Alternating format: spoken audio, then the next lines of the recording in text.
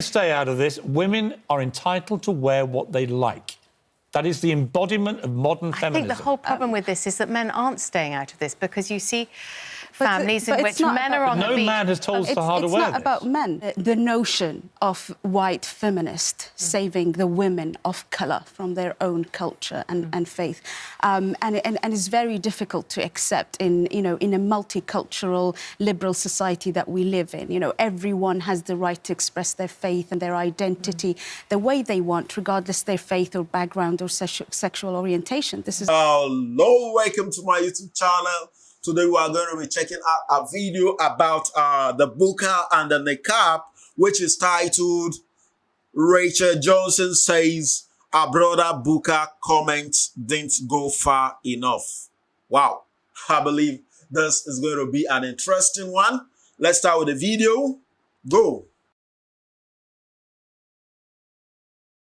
I was asked to respond in my own newspaper to the absolute furore that was created in a slow August by those comments. And when I did, I found that I couldn't find within myself a feminist justification for wearing something that completely covers your face. Women have the right to choose what they want to wear, but my doubts about the full face veil were women actually choosing this, or were they submitting to some patriarchal model of modesty instead? And I think that for those reasons... Well, let's ask Sahar. Sahar, are you being forced to do this? Definitely not, Piers, because for me it's an act of worship. It's an act of devotion of God to God. And my parents, my mum doesn't wear it, my sister doesn't wear it. Is there instructions in the Quran that you should wear a full face veil? So that's the thing. Like, I find it a little bit patronising if someone who doesn't share my faith tell me what I should believe or not.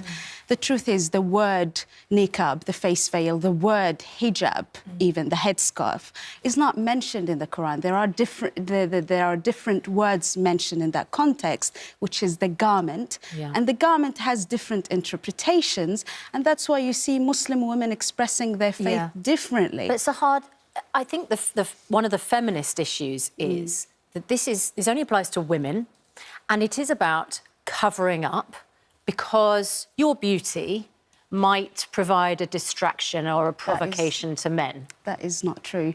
It's not about showing or not showing my beauty. It's about submission to God. I wouldn't want my daughter to cover up, OK? But I completely respect this woman's right to do this. I mean, you're a very bright woman. You're a molecular geneticist, right? I mean, you're very, very smart, intelligent, thinking for yourself woman. No man's told you to do this. You have decided you want to do that. Surely the feminist ideal, which I keep being told about, is women should be allowed and free to dress and behave how they choose. But you don't want this woman, Sahar, to choose her right to wear this. I completely respect Sahar's decision to do it, but I just don't think there is a feminist argument in condoning in our society. Again, I ask you, the embodiment of feminism, I keep being told... No, it's not. You're making a definition of feminism. Every feminist I've ever met says to me, men stay out of this. Women are entitled to wear what they like. That is the embodiment of modern feminism. I think the whole problem with this is that men aren't staying out of this because you see families in which men are on the beach. No man has told Sahar to wear this. It's not about men. The notion of white feminists saving the women of colour from their own culture and faith, and it's very difficult to accept in a multicultural liberal society that we live in. You know, everyone has the right to express their faith and their identity the way they want, regardless their faith or background or sexual orientation. This is the society we live in. I think the concern is that if a Muslim woman is being ordered by the men in her family, I'm against that. To wear that, you would be opposed to that. Absolutely. You see, that to me, that's a separate argument, isn't it? If you're being ordered against your wishes to do this, then I think it's completely wrong. If you're expressing your own freedom as a woman to wear this, as you clearly are, and you've not been... You said women in your own family are different.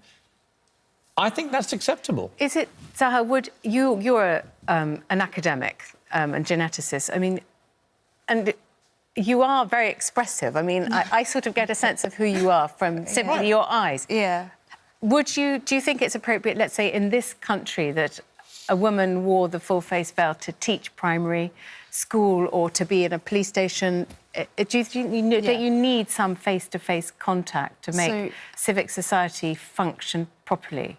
So first of all, thank you for expressing that, because that's the truth. A lot of people never had the chance to speak to me. Yeah. And they think they've been socially conditioned by the negative stereotypes around Muslims in the media. Yeah. And they think someone like me is oppressed and can't integrate and can't participate in the society. By raising this whole issue, has it made life for people like you that wear the veil more difficult in this country? I must say, Piers, that it's been really difficult already after Brexit, because there's a rise in hate crimes and Islamophobic abuse, generally speaking. Statistically speaking, there has been an increase by 32%, and Muslim women is at the sharp end of But have you racism experienced it and personally? Islamophobia. I have indeed, yes, definitely. And what do people say to you? You know, words like F-word, bombers, terrorist, go back to your country. And it's very painful, because I'm from Wales. I am proud Cardiffian. When someone tells me go back to your country... You're in your country. Exactly. You know, Wales is part of me and I am part of Wales. Veil? Sorry? Has anyone tried to remove your veil? Yes, 2 attempts. Someone physically tried to actually in the street, take just it a off. stranger in the street? In the street. Muslim women who chose to wear it like me, I absolutely have no problem to take it off whenever is needed. I actually do that voluntarily without even them asking, you know, whether it's airport, if bank, identity check, because I know that it's for everyone and we have to Would you take it off now for us? No, because there's no need. No, but would you have any problem with doing that? I will have a problem with that. Why? Because there's no security reason that is required. Number one. So if it was secondly, fundamentally required for security reasons, you would not have a problem showing your face. Absolutely. Who are we actually to say to a woman like this, she cannot wear a veil if she really personally decides she wants to? It's a tough one, Piers. It really is. I mean, I'm not a Quranic expert, but I mean, we've all seen those pictures of Afghanistan in the 70s, where women were wearing, schoolgirls were wearing, you know, short skirts, Western dress, and you know, Assad himself was asked if he would introduce the full face veil for women by the Muslim Brotherhood, and a sea of men in suits and women laughed at it out of court. It seems to me it is a regressive step. But Sahar's already said that where women are being forced to do it, she doesn't agree with that. That's the point. I think that notion of freedom of choice is debatable. But freedom of choice means freedom of choice. If you have freedom and you choose to wear a veil, that is freedom. I certainly don't have a problem with Zahar wearing the veil. Right. I find it I find it strange to ban it, though. I think that... So are you now changing your mind? No, I think in the public realm, I think it would actually help if there was an understanding that women did not cover their entire faces apart from their eyes. Have you changed? But if a woman is exercising her freedom... Look at the problems that it is causing on the street, for a start. Well, the problem being caused on the street is by nasty, horrible racists. No, it's not. I'm afraid it Sorry, it is. Yes, of course it is. They should not do that. And I would like to take this opportunity to say, for goodness sake, if you're ever... Do not oppress women who are in a minority anymore by making personal attacks or even physical advances. The people abusing Muslim women like Sahar for the way they dress, voluntarily in Sahar's case, we must completely through freedom. Respect. The people abusing her, they're the problem, not Sahar. No, she's we not must the problem for wearing a veil. Completely the woman and the woman's right to do what she wants. I do have a problem with the full face veil. Now, in terms of feminism, she's making a choice, and you appreciate that she has the right to do that, and she's not coerced. It seems to me Zahar is a particularly proud example. But your problem, Rachel, seems to be that her face is covered. Yeah. It is, yes. Yes, but why is that a problem? Because that's not a feminist argument. Do you not... God, do we not what? Spit it out. I have a human reaction to seeing a family where the woman is completely covered head to toe in black cloth on a hot summer's day. Sahar's not like that. No, and the man is wearing shorts and flip-flops. And the children... What about men who have great, big, thick, woolly beards and long hair? No, it's completely through choice, different. and you can't really see their face. That's completely different. Is it? That's facial hair. They're exercising their right to wear so much facial hair you can't see their... I think what we sort of missed is why Zahar didn't want to show her face.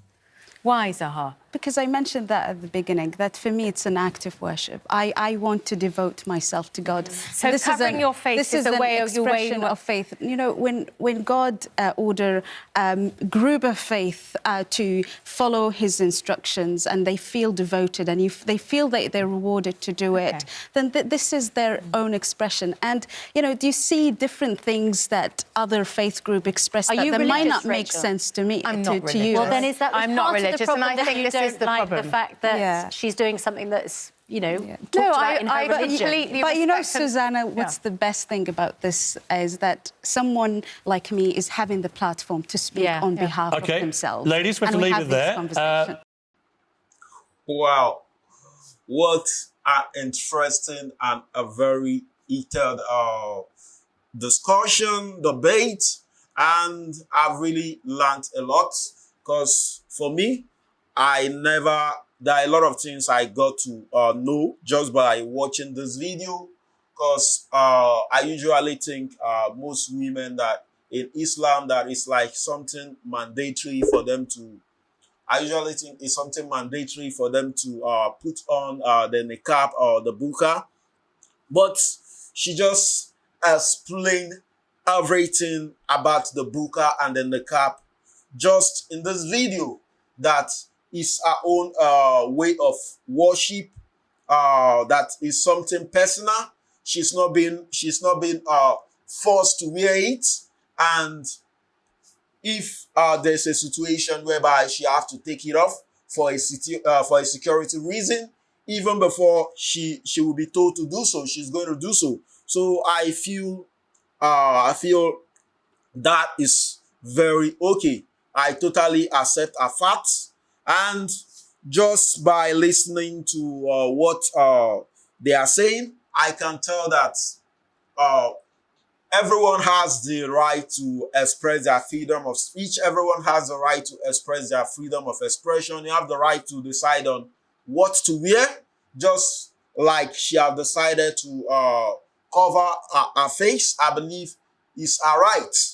I used to be totally against that, but she said something in this video that really caught my interest, that she's ready to take it off for security reasons, that there are some places she goes and she know that according to the law that she's not supposed to cover her face for security reason, and she don't have a problem with that she's ready to take the burqa or the hijab off for security reasons. And I totally accept that. And just by saying the niqab should be banned, by the point she have given, she's ready to take it off based on security reasons. So this also goes with what Douglas Murray always advocate and argue, that if at all the niqab is not going to be totally banned, it should be banned in public. It should be banned in public places like the school, like the courtroom, and some other places that for security reasons people need to see your face. It should be banned. I believe from the videos I've watched before now, that's the point Douglas Murray always talk about. And in this video, Sarah just proved it, that she's ready to take the burqa off for security reasons, that even before she's told, if she go to some certain places and for security reasons and according to the law that they need to see her face, even before she's told to do so, that she's ready to take it off. I think this is a point where we are getting an understanding. And what I also like to know is that not just Sarah, other Muslim women that also put on the niqab and the burqa, are they ready to take it off for security reasons if they visit certain places, just like burqa have stated that she's ready to take it off. If she's in a place and for security reasons they need to see her face, she's ready to take it off. What I'm asking does this also apply to other Muslim women? Are they ready to take it off if they are in a place and their face need to be seen for security reasons? Are they ready to take it off? If they are ready to take it off, and I feel that there is no problem, there's no problem with that. So if you are also in a place and you are communicating with someone and someone you are having a conversation with is totally uncomfortable communicating with you without seeing your face, will you be ready to take it off? And I believe they try asking her a question that if they ask her to take it off right now for them to see her face, will she be ready to take it off? And the answer she gave is no, that she won't be ready to take it off. She won't take it off. That she can only take it off for if the law permits her to take it off, and for security reasons, she's ready to take it off. And I think I agree with her to some extent. I always feel that it's mandatory, and according to their own personal reasons, that they are not ready to take it off for any reasons. But she totally proved me wrong in this video that she's ready to take it off for security reasons. That even before she's told to do so, that she's ready to do so. And I think this is the point where we are getting an understanding of the niqab and of the burqa. I've really learned a lot just by listening to her. So, and I think the public should also try to reason with her, since she have gave a point that she's ready to take it off if she's meant to take it off for security reasons. If the law permit her to take it off for security reasons, she's ready to take it off. But I also believe that we are living in a society whereby most of the communication is done face to face. People tend to, understand you more when they are communicating with you and they are seeing your face directly. They tend to understand you more, and communication become more effective because they believe even people look at your mood before they know the topic to discuss with you.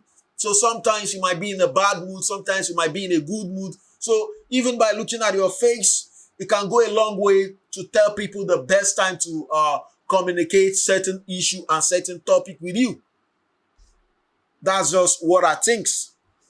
So keep the comments coming. I would also like to hear your opinion. What do you think about the full face niqab and the full face burqa? Should they be banned? And if you think it should be banned, kindly give your reasons in the comment section, because she totally proved me wrong from what I always believe, that they don't take it on no matter the reasons. And she totally proved me wrong in this video that she's ready to take it off at some point if it's for security reasons, that even before she's told to do so, she's ready to do so.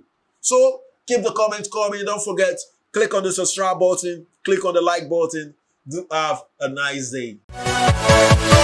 Yeah.